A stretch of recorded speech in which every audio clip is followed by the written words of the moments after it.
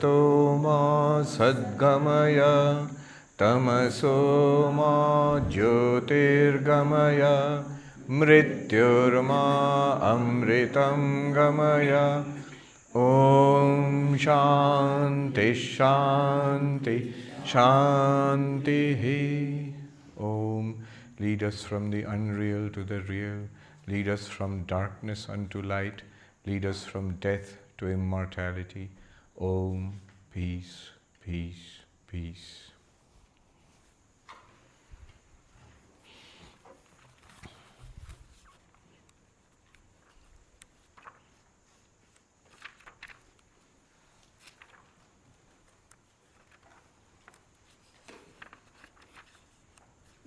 So these two verses we did, 8 and 9, we studied two verses.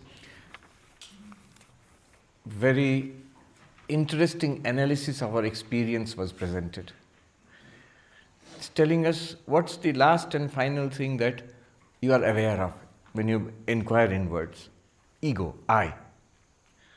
Then ask these three questions. This I, how is it related to this body? What is the nature of the relation? How long will it last? How to get beyond it? The answer was karma. Prarabdha karma is producing this body. That's why I'm related to this body, only that's why this body has come with its own life and experiences. And it will go only with the end of Prarabdha karma, which will result in the death of this body. How is the I related to consciousness? Because I am conscious. In this consciousness we read earlier, this is the concept of reflected consciousness. Chidabhasa, Chit Chaya, two terms are there. Reflected consciousness. Yes, but how is the I related to that reflected consciousness? It's just like a mirror and the reflected face. Naturally related, sahajam. Natural. If you put a mirror before your face, it will get a reflected face. And the reflected face in the mirror have a natural relationship. How do you, so the ego and consciousness reflected in the ego have a natural relationship. How do you get beyond that? The natural relationship will not go away as long as any of the terms is there. Two terms of relationship. One is there, the other will appear. Mirror is there, reflected face will appear. Ego sense is there, it will always shine in consciousness. Then only when one goes, the other will disappear. If, for example, ego is resolved in deep sleep, then there will be no reflected consciousness. And that also matches with our experience. Daily we experience it. Then the most crucial question. This ego, how is it related to Sakshi, Atma, pure consciousness, Brahma, whatever you call it? I want to know that relationship. What is the relationship? And how can I be free of this ego? How can I transcend? If you are telling me at all that this ego is not the real me, Sakshi is the real me, well, I want to be the real me. I want to be the Chidananda Rupa Shivoham. I want to be Sakshi. I want to be Atma, Brahma, that one which we talked about. How many advantages? Nirantara, Nirvikara, Asanga, Samaha, Abhyaya, all of those things we saw. I want that. The ego is just the opposite. It has gaps. Every day we fall asleep, ego disappears. It has gaps. Nirvikara, it goes through so many every modification of the body, it regards as its own modification. I am getting older, I will die, I am every day, sometimes I am happy, sometimes unhappy. Every modification of the mind, it regards as its own modification. Samaha, never samaha. Ego goes through many phases in life. So I want to be the real I, which is Atma, Brahma. How? And it says the relationship between the two is only one of ignorance. Bhranti janyam. Bhranti, error. Error always comes from ignorance. So the relationship between, actually the correct translation would be relationship is one of error. Bhranti janyam means born of error. Error itself is born of ignorance. Snake rope. Error and ignorance. What is the error? It's a snake. What is the ignorance? I don't know that it is a rope. And the error and ignorance are never the same. They are related as cause and effect. Error is the effect and ignorance is the cause. My ignorance of the rope now appears as an error. I think it's a snake. It could be some other error also. But the fact is there is an ignorance of the rope. There is an ignorance of my real nature as Sakshi. And therefore, naturally I fall into that gaddha called pit, called the ego. How are they removed? Karma kshayat, prabodhat. And so the three ways. One is karma kshaya. As prarabdha karma is worn out throughout life, when it disappears, when it's exhausted, this body will die. I will be free of this body, but that's no solution, because I will get another body, another life.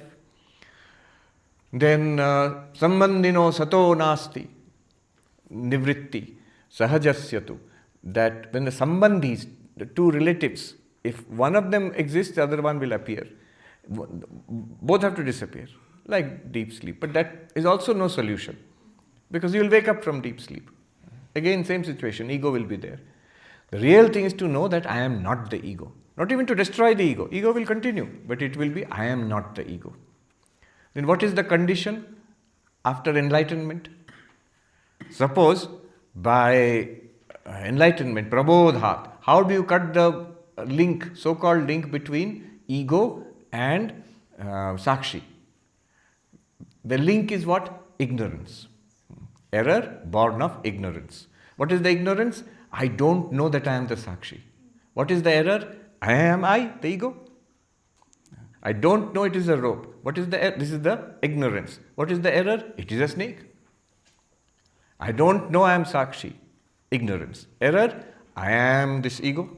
I am. The moment you say I am ego, done. Done for. The whole body mind will come with it. It's a what you call package deal. The whole thing you have to accept it. Then how will you overcome this? By knowledge. What knowledge? I am Sakshi.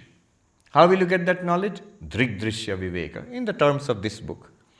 Once you get this knowledge, what will happen? If I cut the link between Sakshi and ego, what will happen? What will happen? In Panchadashi it is mentioned, ego will continue. You have cut the link, does not mean ego will be destroyed. Neither ego, nor mind, nor body, nor the world, nothing will be destroyed. They say, sadhus will say, Gyan koi tod phod nahi karta hai Mahatma ji. Knowledge will never destroy anything. Whatever the truth is, it will show you. Everything else will go on. The fact is, we are Sakshi right now. Therefore, the knowledge that I am Sakshi will not destroy anything here. I am Sakshi already, according to this. I just don't know it. And I'm making a mistake thinking I'm ego. But already I am Sakshi. If I'm already Sakshi, but then ego is there. As Sakshi, ego is there, body is there, mind is there, world is there. They're all appearing. Next we will make it disappear. World, body, mind, everything will come. But till now it is there. It is completely dualistic. Earlier, I am body, mind, and the world is separate, dualistic. Now, I am consciousness. Ego, rest of the mind, body, world, all are on the other side. Drishya. I am Drashta, this is Drishya. Now, what will happen? In Panchadashi, Vidyaranya Swami, probably the author of this one also, he discusses after enlightenment what will happen. Ego will continue. Then will the enlightened one have an ego or not? Will the enlightened one identify with the ego? Will they use the ego or not? Yes, they will. But their sense of ego is different from ours. The Panchadashikara says that there are three senses of the word I. I, three senses. In three ways it is used. One way for all ignorant people before enlightenment. All of us common, we use that. Two others after enlightenment. So the word I, three meanings. One meaning for all of us in which we use it. I will tell you what they are. But after enlightenment, two other meanings will be there. So, aham vritti, that is the ego sense, as we have defined it earlier. It's a function of the mind. What function of the mind is it? That abhimanatmika antakarana vritti, the appropriating function of the mind. This is called aham vritti in Panchadashi. The movement of the mind, of the form, aham, I, which we are experiencing now. This everybody, all ignorant means unenlightened till now, Jivatma, we use it in this sense. What does it mean? It means body-mind for us. So this is the first meaning of I. What is the first meaning of I? Aham vritti. What is aham vritti? Ego. And what does it mean actually in practical terms? Body-mind for all of us. Now, after enlightenment, what will happen? When you have cut the link, remember the link between Sakshi and ego is only Bevkofi matra hai Mahatma ji. Stupidity only, nothing else. Ignorance only. You have cut the link, ignorance and error. You have cut the link between Sakshi and ego. Now, how will the enlightened one regard the ego? Enlightened one still uses I, but they will use it in two senses. Both are different from us. One is the aham pratyaya, that is aham brahmasmi. It will actually refer to Sakshi. If you ask an enlightened person, who are you? He'll say, I am Ramakrishna. But who are you really? Tell me the truth. And he'll smile and say, oh, the rascal has got me. I am pure consciousness. I am Atman. I am Brahman. I am Chaitanya. And the body will not regard as oneself. So the enlightened one, sometimes they will see, you will see they refer to the body as this. They will refer to this body the way we refer to the bodies of others. This body including mind. Not mine. This is a body, this is a mind, this is a personality, but it's not mine. I am the witness of it. I am the Sakshi. Just as we regard the body mind of others, they will regard their own. They will not even say my own body mind. So Ramakrishna sometimes used to do that. He would refer to this as ekhankar, ekhane, this place, this thing.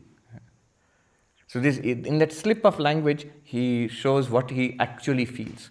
This is the real meaning of aham for an enlightened one. What is that aham? Sakshi, Atma, Brahma, whatever you call it, Chaitanya. The second meaning of ego for the enlightened one is called aham lesha, ahankara lesha, ahankara lesha. Remanent, secondary sense of I, in which they use the word I just like we do it, but they have different meaning. What do they mean by the I? Just like do we do body mind, they also mean body mind. When Sri Ramakrishna says, I will drink some water, I will go to Calcutta, what is he referring to? Body mind. Just like us. Except in our case, we think we are the body mind. In their case, they are using it for transaction with the rest of us, for dealings with the world, for existing in the world. Otherwise, what will you have to do? You'll have to say, I, the limitless consciousness, shining in this mind as the false appearance, real appearance or limitation, depending upon your avacheda, pratibimba, avasavad, which theory you take. In that way, I am going to Calcutta. No. They say, don't use such language. Speak normally.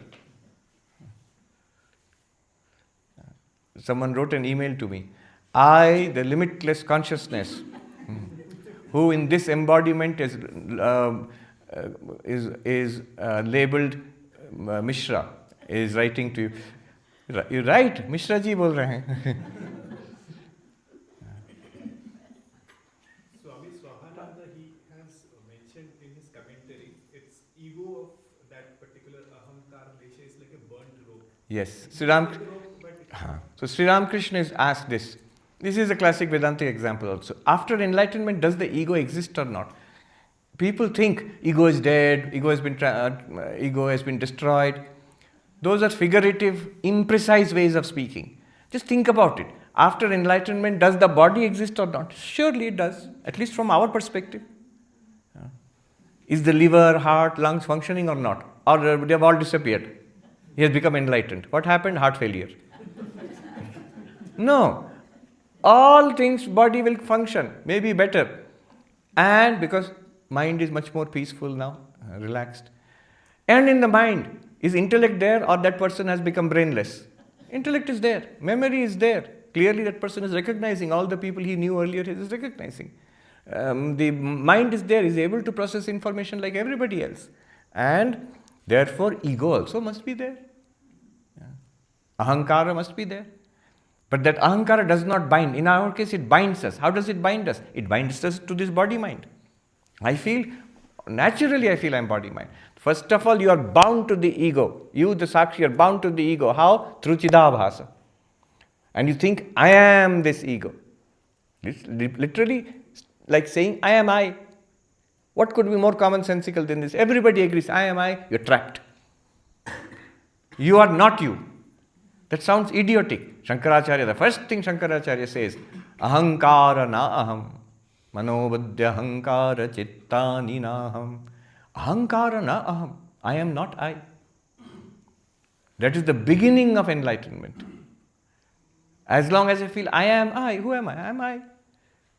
Everybody thinks that's the most basic default setting. That's where Vedanta attacks.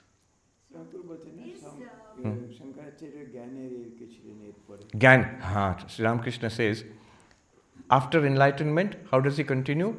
Shankaracharya had kept Gyane Rami. What is the Gyane Rami? The ego of the Gyani. That I am pure consciousness. And that is the real meaning of the ego. And secondarily, I am this Shankaracharya, I am doing this work, all this will go on. Sri Ramakrishna makes a distinction between Kacha-ami and Paka-ami. He puts it from a bhakti perspective, but in a jnana perspective, it is this one. Kacha-ami, Paka-ami, the ripe ego and unripe ego. Unripe ego, as in all jivas, before enlightenment. I am this body, mind, this is my nephew, my property, my house, and I am so and so this person. This identification, body, mind, personality this ego is called the unripe ego. The ripe ego, Sri Ramakrishna says, I am the child of God. I am the devotee of God. This is the ripe ego. Not that I am this body, mind, personality. That's from a devotional perspective, and that's what you will find most often in the Gospel of Sri Ramakrishna, Kathamrita. But the Jnani's perspective is very interesting that Swami Brahmananda, disciple of Sri Ramakrishna, who was the first president of our order, he doesn't have any books. He has only one book, Sri Ramakrishna Upadesh, collected sayings of Sri Ramakrishna. Imagine, the teachings of Sri Ramakrishna, choice selection by his favorite disciple. Favorite disciple, Narendranath, Vivekananda? No. Brahmananda was his favorite. It's like Manasputra, the spiritual son. Vivekananda regarded as disciple, Shishya. But Brahmananda as his own son, a spiritual son. So that Brahmananda selects Sri Ramakrishna's teachings. Now generally Sri Ramakrishna is seen as the great bhakta. Brahmananda is also seen as mystical and devotional. But if you see the selected teachings of Sri Ramakrishna according to Swami Brahmananda, first sentence is in the form of 1, 2, 3, 4 teachings like that. Number 1, first sentence, in the first paragraph. Manush nije ke chinte parle Bhagavan ke paye. If you realize, if a man realizes who he is, who you are, if you realize who you are, you will find God. This is Mahavakya. This is Aham Brahmasmi, Tattvamasi. And then next paragraph, that paragraph itself, the whole thing is Vedanta Vichara.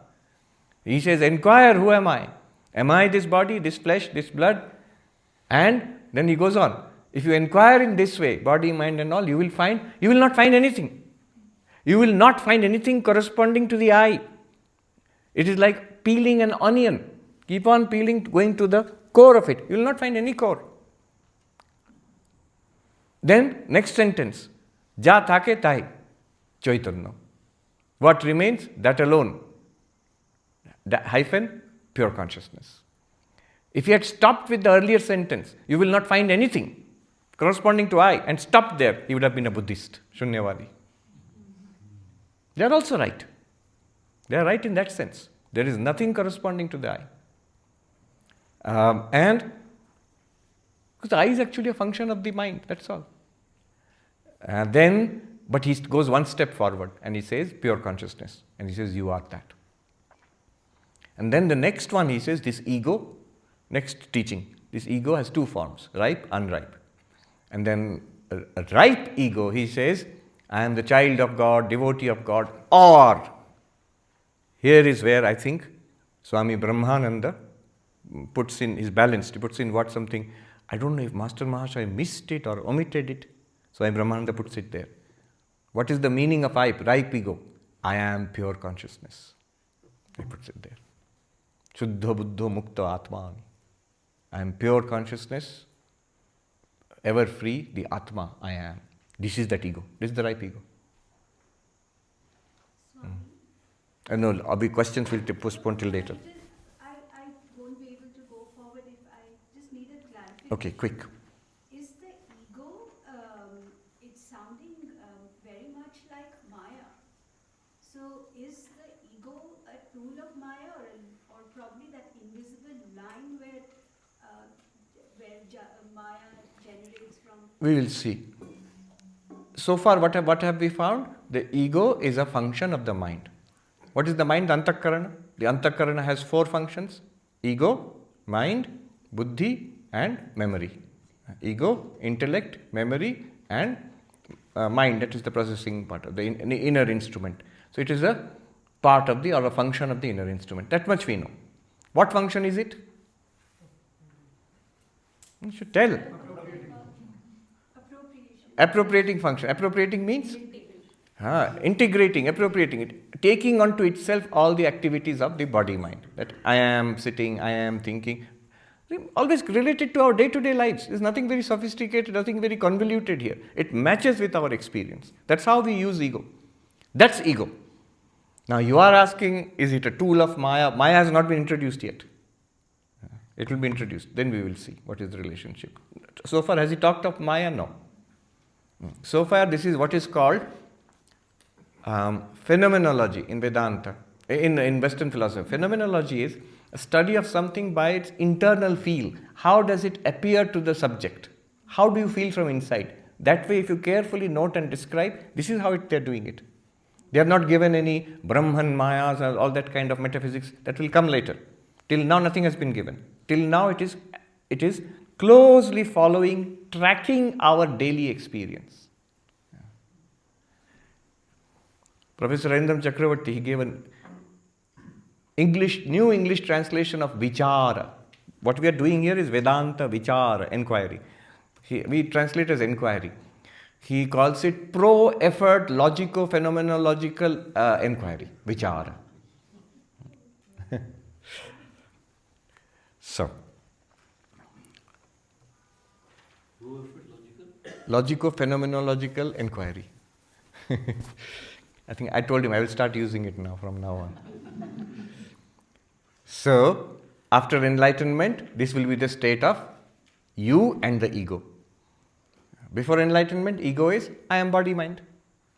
Ego is the I, ahankara, that is who I am, and I am body-mind. After enlightenment, I am pure consciousness. But I will still use I as body-mind for dealing with the world. And that you can see in the lives of enlightened people. Ramana Maharshi once, somebody criticized him, wrote a long piece against him and sent him a copy in some newspaper. Ramana Maharshi sat and corrected the grammar and sentence and the spellings in Tamil, and then, or English, I forget, and sent it back to that person. And somebody said, but Maharshi, he is criticizing you. And he said, no, he's criticizing some fellow called Ramana. I am not Ramana.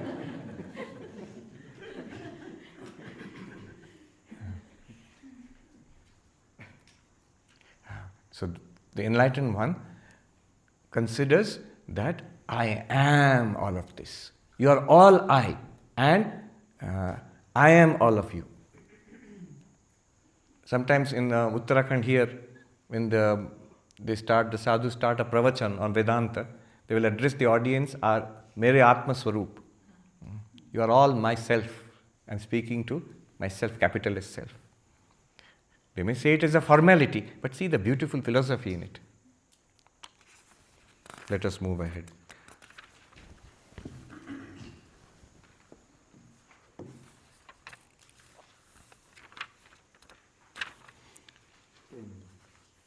We go to verse number 10. Ahankara laye supto, ahankara laye supto, bhave dehopyachetanah, bhave dehopyachetanah, ahankara vikasardha, ahankara vikasardha, swapna sarvastu jagarah, swapna sarvastu jagarah. In the state of deep sleep, when the thought of ego disappears, the body also becomes unconscious. The state in which there is a half manifestation of the ego is called the dream state, and the state in which there is a full manifestation of the ego is the state of waking. Okay, now a new question is being answered, which somebody had asked earlier. So how is this waking, dreaming, sleeping? They are dramatically different states. And consciousness seems to be differing dramatically. Waking, dreaming. And generally, if you're not Vedantin, you'll speak of states of consciousness, transformation of consciousness. Now we should be careful. Consciousness, nirvikara, no change. So there cannot be states of consciousness, the states of the mind. You will make it more precise here. It's states of ego, you will say. States of mind. Transformation of consciousness. Now we should be careful. There is no transformation of consciousness possible. Same logic. Consciousness has been transformed. Do you know the transformation of consciousness? Yes. Then the transformation is an object. It must be in the body. It must be in the mind. So consciousness is not transformed. There are no states of consciousness. Consciousness is one and ever shining. But clearly there is waking. Clearly there is dreaming, sleeping. And there are other states also. Samadhi. Or high on marijuana. Or many. So such things are there. People are high on drugs. Many kinds of coma. So many states of awareness or experience are there. What is all that? Ahankara lay supto bhave deho apyachetana. When you go to sleep, then the mind shuts down. Along with the mind, all the functions of the mind also shut down. What are the functions of the mind? Manobuddhi chitta hankara, including ego. Ego also shuts down. Shuts down means not destroyed. Just switch off like a computer. You switch it off, or sleep mode, computer sleep mode, as if nothing is there. You touch it, everything will come back again.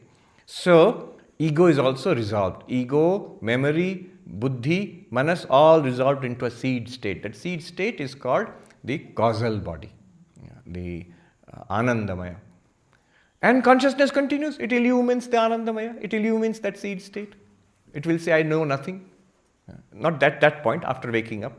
There was nothing. I slept happily. So this is deep sleep. Then, what is waking and what is dreaming? Ahankara vikasartha swapna sarvastu jagara. When the ego is fully active, fully manifested with all its attendant intellect and mind and memory and aware of the body, through the body, the world, this is called waking state. A fully active state of the ego is the waking state. And an in-between state of the ego, not fully active, not fully resolved, is called the dream state. So this is a definition of waking, dreaming, deep sleep based on the status of the ego. Chidabhas also reduces with this. Yes, Chidabhas, it's like dimmer switch. And deep sleep, minimum brightness. And then as you, zero power. And then you dream and then waking. Dream is, compared to waking, dream seems hazy. In the dream it seems quite normal. But compared to waking, if you compare, it seems like a little hazy. Somebody said, waking state experience, industrial grade reality. This is industrial grade reality. Dream is a little less, and deep sleep completely resolved. So this is an answer to waking, dreaming, sleeping. Notice it's a different answer from the Mandukya answer. The Mandukya answer is where consciousness is turned outwards, Bahish Prajna, interacting with the world through the senses, 5 sense organs, 5 motor organs, 5 pancha prana, manobuddhi chitta hankara. In these 19 ways, it is it says 19 mouths. It is experiencing the world. So it is called waking.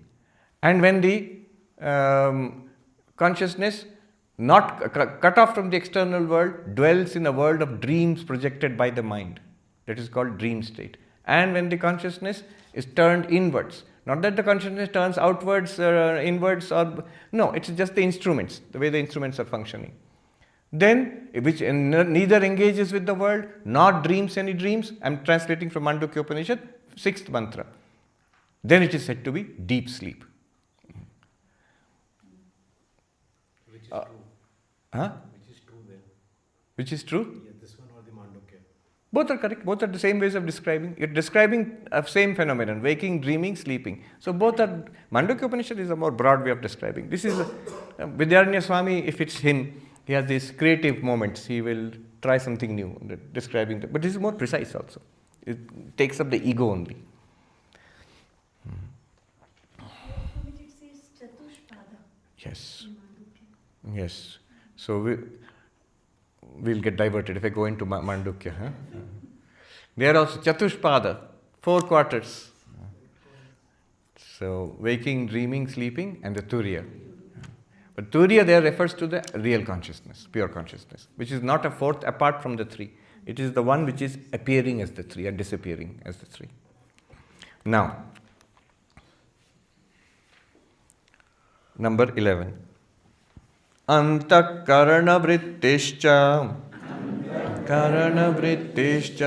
chitichhayaikyamagata vasana kalpayet swapne bodhe akshayir vishayan bahihi. The inner organ mind, which is itself but a modification, vritti, identifying itself with the reflection of consciousness, imagines various ideas in the dream state. And the same organ, identifying itself with the body, imagines the objects external to itself in the waking state with respect to the sense organs. Here it's very much like the Mandukya idea of waking and dreaming. It's giving further mechanism of how waking and dream experiences occur. Waking experiences in connection with sense organs, we see forms, hear, smell, taste, touch. In dream experiences, everything is mind. We feel we are seeing, hearing, but upon waking we realize it was all projected by the mind. Virtual reality in dream.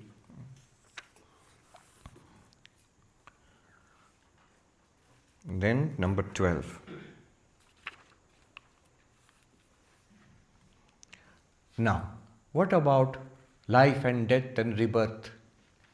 All Hindus, not only Advaitins, all Hindus, all Buddhists, all Jains, all Sikhs, we believe multiple lifetimes. We were there earlier in some other body, and now we are here. This body will die, we will go on to another birth, and this cycle will continue. This is the famous, well-known, proverbial Janma Mrityu Chakra. How do you explain it with this Dṛg-Dṛśya-Viveka? What's going on here in terms of what we have learned now? All right, we'll see. Mano ahankrityupadanam lingam ekam jadatmakam avasthatrayamanveti jayate mriyate tatha. The subtle body, which is the material cause of the mind and egoism, is one and of the nature of insentiency. It moves in the 3 states and is born and it dies. Okay. Sukshma Sharira, subtle body. What is this subtle body? It is constituted of, you can put it in different ways. One way of putting it is the Pranamaya, Manomaya, Vijnanamaya. Pranamaya, Manomaya, Vijnanamaya. And its seed state, Anandamaya. So that is subtle body and causal body. Not casual, causal body. This is a physical body. But we are aware that this is not the only thing. It's a living physical body. That living part of it, that which is working this body and keeping it alive, a delicate balance, tremendous activity is necessary. If it goes a little bit out of balance, what does it say? 3 dhatus. Ayurveda, anybody? Kapha, Pitta, Vata. So I don't know any details about it, but they say they work in harmony. If one of the dhatus goes out of balance, the other 2 correct it. But if 2 of them go out of balance, then it cannot recover so easily and it leads to diseases and lot of struggles. Doctors can do something. If 3 of them go out of balance, gone. Finished. So anyway, so this is the pranic body. It is called Pranamaya Kosha or Pranamaya Atma. Taittiriya calls it Pranamaya Atma.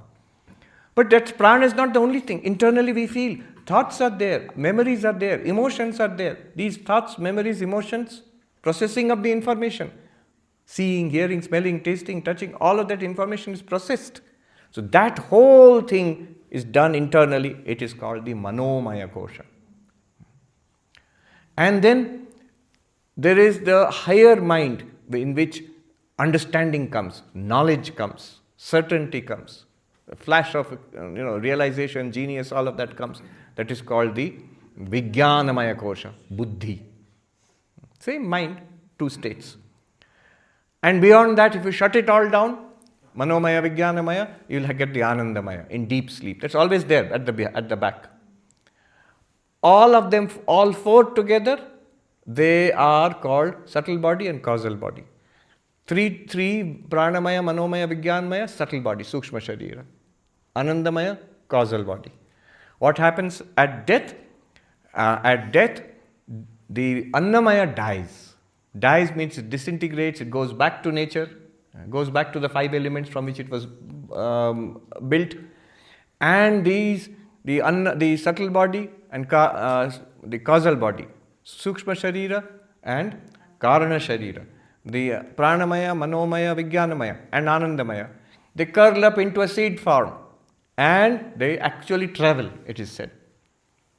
They will travel with Chidabhasa because as long as they are active, Chidabhasa is there. If it goes into a seed form like the Anandamaya, it will be like deep sleep. So Chidabhasa will not be manifest, you will not feel you are traveling. But if the mind works, then Chidabhasa will be there and you will see I am going to different lokas, various experiences, post-mortem, out of the body, near-death experience, many people have reported. So those things we will experience if we die, and this is called Utkramana, transmigration. The prana leaves the body and it carries all this information in a package, uploaded to the cloud. And then when Prarabdha Karma is ready, you can get another body and download it into a new body. So this is the subtle body, Sukshma Sharira. This is another name for that is Linga Sharira. The Linga Sharira is the subtle body. The subtle body is the one which travels. It is responsible for Janma Mrityu. It is the one which experiences death. It is the one which will go to newer bodies. So, that one. So I am not dying. No, as long as I am identified with that one, I will feel totally that I am dying. I will feel totally that I am going to another world. I will feel totally that I am born again. Of course, I will lose my earlier memories also. Lose means they are not really lost. Yogis say they are all there, but they are blocked out. In this life itself, we don't remember our childhood memories, what to speak of past lives. So, these experiences are given to consciousness by the subtle body. As long as we are identified, as long as we are under ignorance. And freedom from this comes by knowledge. That I am not the body, not the mind. I am Sakshi. Sakshi is not born, does not die. Immediately you will be free from the cycle of birth and death. Vidyate hridaya granthi chidyante sarva samshaya kshiyante chasya karmani tasmin drishte paravare. He says that all the knots of the heart are cut asunder. What is the knot of the heart? This Sakshi and Ahankara knot. Ignorance, it is cut asunder. All doubts will be dispelled. You will have no more doubts at all. It will be so clear that you don't need any books or gurus or anything to tell you that. If gurus and books and retreats tell you are Brahman, you will not. Yes, pata hai, I know. Chidyante sarva samshaya, kshiyante chasya karmani. All one's karmas, stored karma, which is producing newer and newer bodies, will be gone. Tasmin drishte paravare. When one realizes the true nature of this self, transcendent and immanent.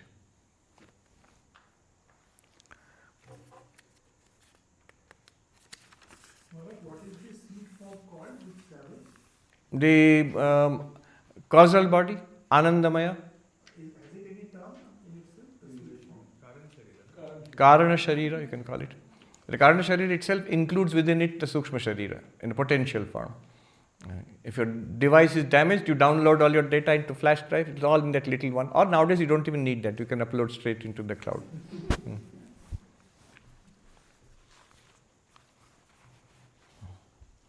Now, one topic is over. Who am I? Partly over. You have drawn the water from the well. अब सींचने की बारी है.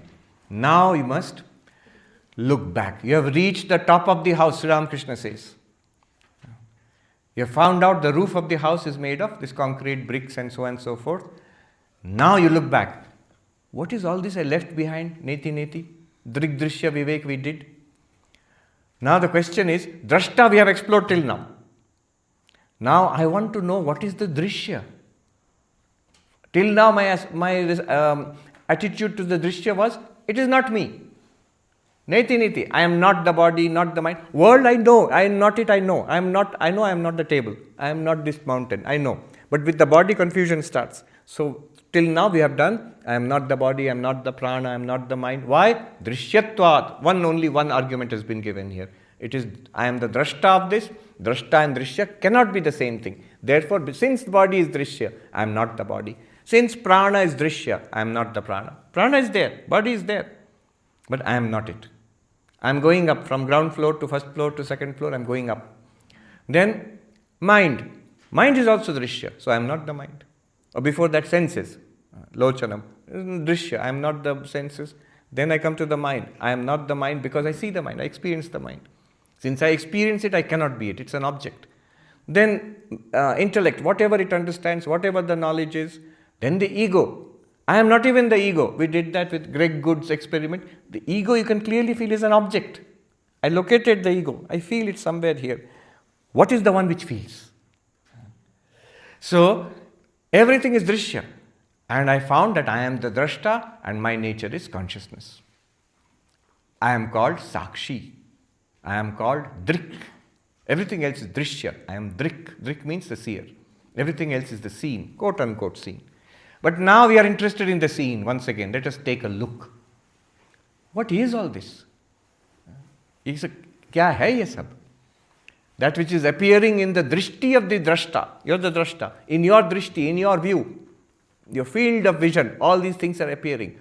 What are they in relation to me, the consciousness? Are they different from me? Are they one with me? What is the causal link? This is the crucial question. Which is primary, I or them? In Indian philosophy, you have multiple approaches. Remember, which position are we standing at? Roof.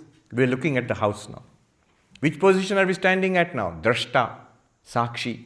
We are now looking at the rest of it, the drishya. What is it composed of? First thing is ahankara. Then the rest of the mind, memory, chitta, buddhi, all that. Then the senses, prana, then the physical body, then the world. All of that is drishya. Now I am asking, with me the sakshi, what is the relationship of the drishya? With me the consciousness, what is the relationship of object? Consciousness and matter, subject and object, how are they related? This is what I am asking. Indian philosophy has multiple answers to this question. One answer is, maybe I can use the board? Yes, I have not used it till now.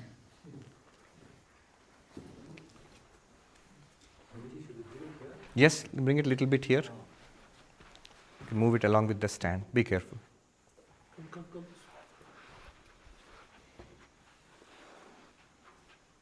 Just this one, don't obscure the shrine.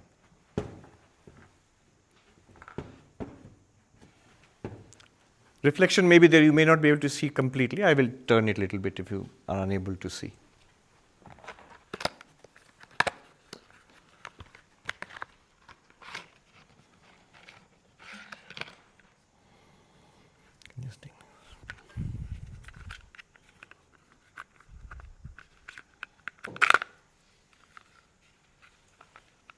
Let's put it here.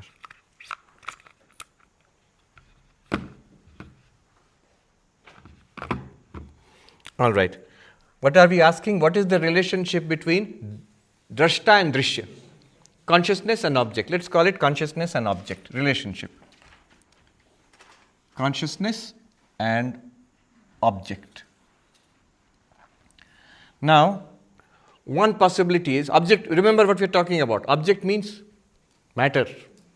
material in time, space, matter, energy, all of this, including this body, including mind also, including ego also, all of them are object, drishya, and you are sakshi.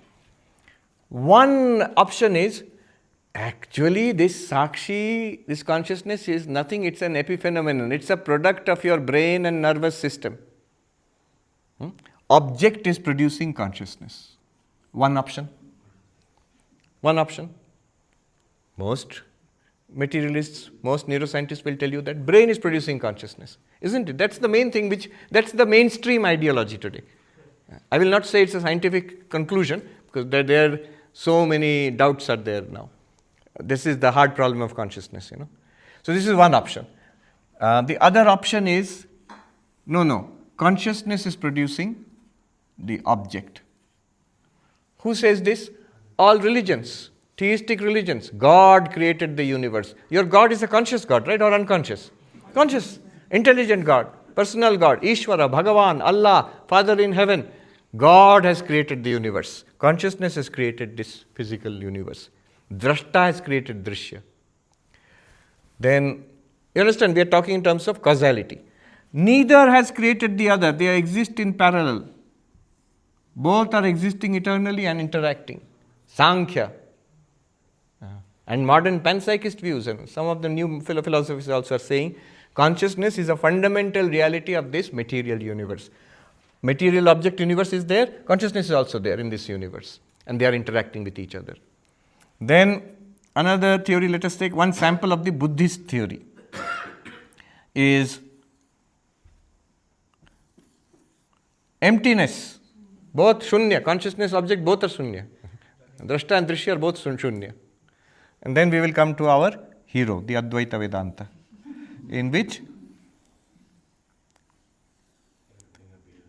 the object is appearing in the field of consciousness. Now, the first one, these are just sample. You can increase them. Indian philosophy is very diverse. More you can add. You can add a Nyaya Vaisheshika approach, you can add Kashmiri Shaivism approach, Tantric approach, many approaches. In Buddhism itself, you can have a Sautrantika, Vaibhashika, Yogachara, Vijnanavada. This is only one I have taken, Shunyavada, the Madhyamaka. Okay, first, objects creates consciousness. How are we doing for time? Let me just see. 4 o'clock we have to stop for tea, yes. I'll just mention this and stop. Object creates consciousness. Materialist approach. What is the problem with this? Why not stop with this? Because the hard problem of consciousness. How can an objective thing, one object can produce another object. One object can influence another object. How can objective processes generate the subject? You see, if you observe the brain, they're saying the brain is producing consciousness. If you observe the brain, what will you find? The last thing you can find are fine electrical activity in the neurons of the brain. Our fMRI scans can detect that with increasing accuracy now. That's it. Will you find a thought, a feeling, an emotion? No. You will not even find the mind there. You will find physical activity of the brain, let alone consciousness. You will not find the ego, you will let alone Chidabhasa. But all of them are being experienced by us. What I am experiencing, you are unable to show. See, if you say something produces something else, you must show me the production process and the end product. If I go to a factory, compare this to a factory, and the factory, if I go there, you will show me in a car factory.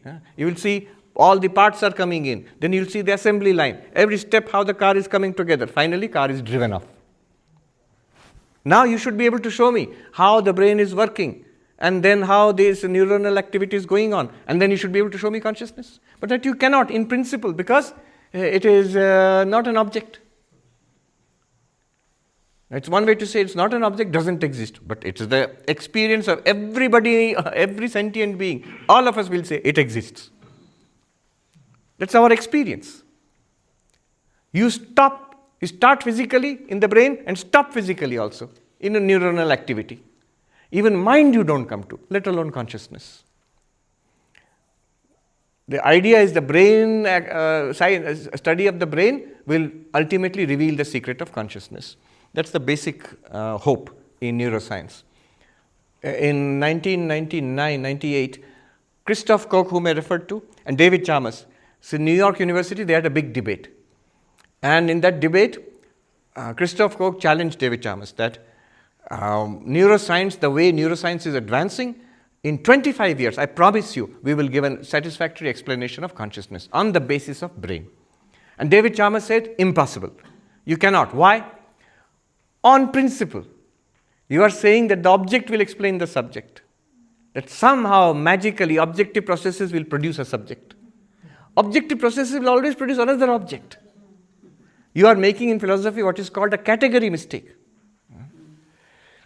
So the bet was, in 25 years we will meet, and the one who wins will get a case of champagne or something from the other one. And they had forgotten. Last year somebody reminded them, guys, it's been 25 years, 2024, 25 years have passed, what will happen? What's the state of affairs? So they had a meeting. Unfortunately, I had a class that day, so I could not attend that debate. I heard later, it was reported in the paper, in the news also, that straight away at the beginning, Christoph Koch admitted, neuroscience has advanced quite a lot in the last 25 years, but we have made no progress in explaining consciousness. And he gave a crate of champagne or something to... But then he asked to give me 25 more years. Because he was joking about it. That's how long I think I will live. So let me... Yeah. But this time, recently, Christoph Koch told me personally, he said, until recently I was a committed materialist. Then he had a spiritual experience. And that totally changed his view on what consciousness is. He now thinks brain is definitely involved in consciousness and brain should be studied for a better understanding of consciousness, but brain is not producing consciousness. See, this is the leading neuroscientist of the world today. Of course, he cannot be too bold, otherwise they will eject him that you have become a spiritual seeker or some kind of a mystic, you are not a scientist anymore. All right, so this is the problem with materialist explanation of consciousness, rejected. Now we come to this, the theistic explanation of consciousness. Conscious being, immortal God, so you don't need to explain where God came from because immortal, eternally existing, has produced matter, material universe. Because your question was, what is this matter? It's produced by God. That is not by me, but by God. Consciousness is the source and universe is the result. God is the creator of the universe. This is an old theory. Every theistic religion holds this theory. The problem is to prove God. That has always been the problem with theistic religion. How do you prove the existence of God? It is possible to doubt the existence of God. So many atheists and agnostics. Today in this 21st century, the largest number of atheists and agnostics ever in human history. But throughout human history, when people were very devout in whether Europe or India, even then there were always Charvakas, there were always agnostics, there were always atheists. It's possible to doubt the existence of God. I may not believe that God exists, or I can believe differently. That I believe God, but my God is not your God. You are worshipping a false God. So one atheist, I think Christopher Hitchens or something, debating with a priest. He said, all those gods of Greece, ancient Greece and Rome, you being a Christian, you don't believe that they're all false according to you, they're all imagination, superstition, they don't exist, right? Only the one true God of Christianity exists. He said, yes. Now, as an atheist, I am asking for a very simple thing. Out of 100 gods, 99 you don't believe in. Just one more, please. Then you will be in my position. You have rejected 99 gods and accepted one. I am rejecting 100. You please take one more step, reject that one also, then you will be free of God. Very difficult to prove the existence of God. Alan Watts says, the clay pot, in Vedanta, often Shankaracharya uses clay pot theory. He says, you point to the clay in the pot, saying that, you say that there is something, pot can be created, pot can be destroyed, but something continues, that is clay. That was there before the pot, during the pot, after the pot also. Similarly, this world comes and goes, bodies come and go, but one eternal God is there, you say. But he says, if you stop at that point, two things, clay and pot, what will happen? People will start searching, where is that clay, which is eternal? This pot is useless, clay somewhere. He calls it the crackpot theory. And he says all religious God theories are like that. Because then you leave this world aside and start looking for God somewhere. And it entirely becomes a matter of faith. Then comes another theory. He says, why are you thinking that consciousness came from matter or matter came from consciousness? Why are you thinking Drashta produced Drishya or Drishya produced Drashta? Both are there and both are interacting. They have been existing parallelly. Say that they have been existing since time immemorial. This is the ancient philosophy of Sankhya, Prakriti Purusha. They are interacting with each other. Right now also. That day you put it very nicely in one sentence. In this body, this extremely sophisticated creation of Mother Nature and consciousness, they are interacting. Gita also says, in this body, Kshetra and Kshetragya together they interact and produce. What is the problem with this Sankhyan approach? And modern David Chalmers also has his own theory of panpsych. There are a set of panpsychist theories in Western thought also. They are all like this. They all say universe is real and consciousness is also real, and consciousness cannot be reduced to matter, time, space, energy. It's also a fundamental reality. This is one proposal out of many, many theories. But what is the problem here? The problem is any dualistic system will have to explain interaction. How does consciousness and matter interact? If they are totally different, we give the example of light illumining the room, the table. But light is material light, the table is material table. So material light can reflect and illumine the material table. They are of the same nature, they are all matter. But if you are saying consciousness is different from matter, utterly different, how will consciousness interact with matter? Where will it touch? At what locus will both be there, matter and consciousness? This is the old mind-body dualism of Descartes. I am not going into that, big problem. All right, let me just go into it for a few seconds. In Western philosophy, 300 years ago, René Descartes, we all read Cartesian coordinates, x-axis, y-axis and all. But he was a great philosopher. He is very well known for cogito ergo sum, I think therefore I exist. Now he said, we have two distinct realities in us.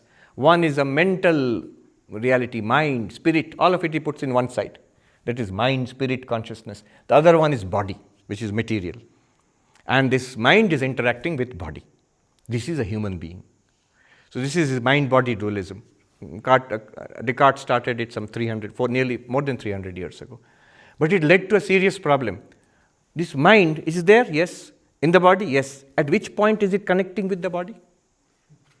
Mind is controlling the body. How exactly? I am a mind, I raise the hand. Where did the mind touch and push the hand?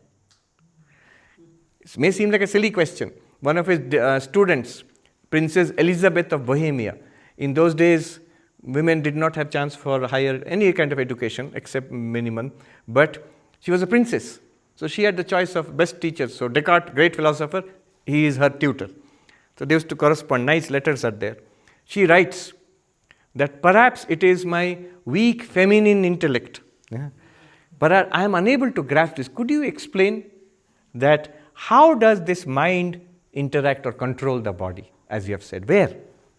Now Descartes is in trouble because he knows there is a fault in his philosophy. He says it is in the pineal gland. There's one, I remember 300 years ago, there's some basic physiology, but they did not know what these glands did. So he says that the mind pushes the pineal gland, and the pineal gland pushes the muscles and all, and then the hand is raised.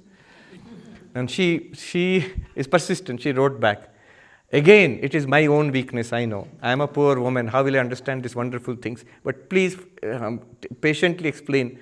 The mind is spiritual according to you. Pineal gland is material. How will the mind contact?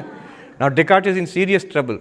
He said, no, they cannot contact directly. There are vapors, gas in the body.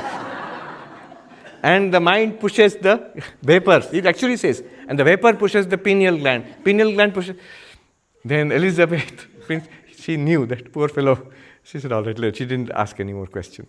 This is the problem. How will mind and matter interact? Consciousness, we are interacting, but how?